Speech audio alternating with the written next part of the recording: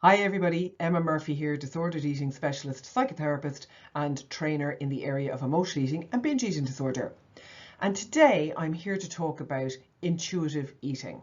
Now this is a question I get asked by a lot of health professionals on our training. Should I use an intuitive eating approach with clients who disclose emotional eating or binge eating? And what we always say to that question is, not in the early stages. Now of course intuitive eating is where we would like to get all our clients to ultimately, that they are able to recognize when they're hungry and eat appropriately and also eat what their body is craving. And that's from a physiological perspective. Is it craving protein? Is it craving sugar? Is it craving fat? And being able to choose the right foods for what your body needs. But also being able to tell when your body is physically full and doesn't need to eat anymore. So why is that so difficult as an approach to use with clients with emotional eating and binge eating disorder in the early days? Well, when you're hungry, your brain releases a neurotransmitter called ghrelin, and that signals to the body that it's hungry, and that's what triggers you to eat. When you are full, your brain releases a neurotransmitter called leptin, and that signals to your body that it doesn't need to eat anymore and it can stop eating what's on the plate and put it aside and get on with your day or night. So with clients who emotionally eat or binge eat, they are eating when they are not physically hungry. They are being triggered to eat by their brain. Again, the brain being both useful and very unhelpful at times. The brain is signaling to them that it wants to eat food, but this is a safety response. So the brain is feeling threatened or frightened or stressed, and it knows that when sugar, fat and salt foods are taken in, it calms down. So what it's looking for is the dopamine response, which is our feel-good hormone, to counteract the effect of cortisol in the system, which is the stress hormone.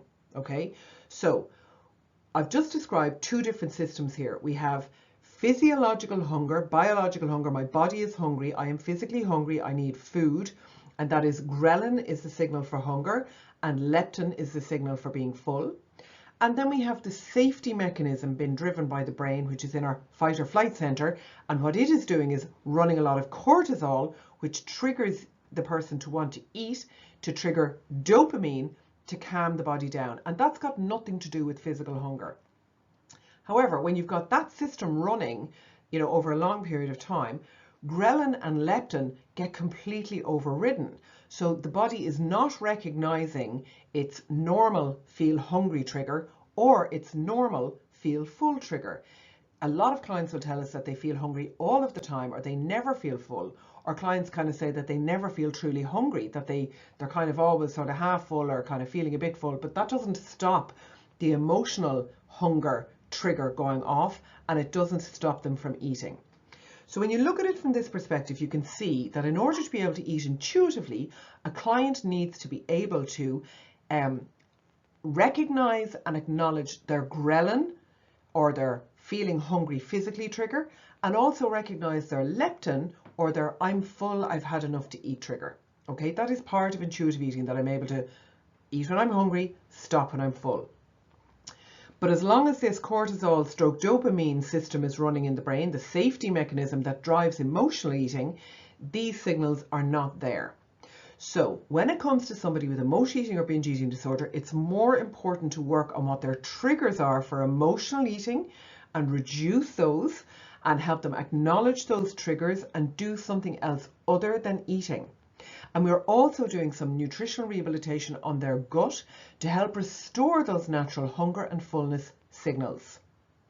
Now, another confounding factor that makes intuitive eating very difficult for clients is that a lot of clients are not eating, very much fresh, natural, unprocessed food, because a lot of emotional and binge eating food is obviously ultra processed, high sugar, high fat, high salt food.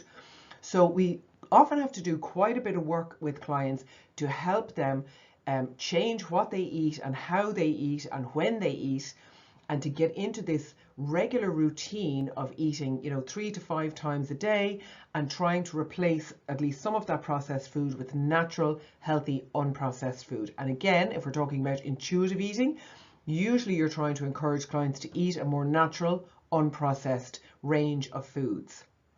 So in the context of using intuitive eating with emotional eating and binge eating disorder clients, there is quite a lot of work that has to be done first before you can really introduce intuitive eating and for it to be beneficial for clients.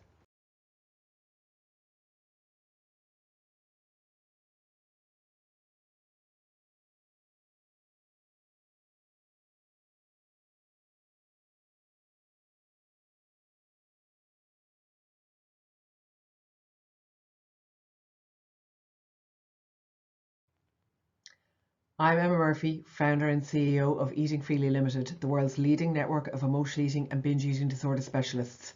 And whether you're an adult struggling with long-standing emotional or binge eating disorder, or a health professional looking to train and work safely and competently with clients struggling with emotional eating or binge eating disorder, please visit our website eatingfreely.com and find out all about the resources and supports we have for both adults who struggle and for health professionals who want to help them. For now, take care, and I'll see you next time.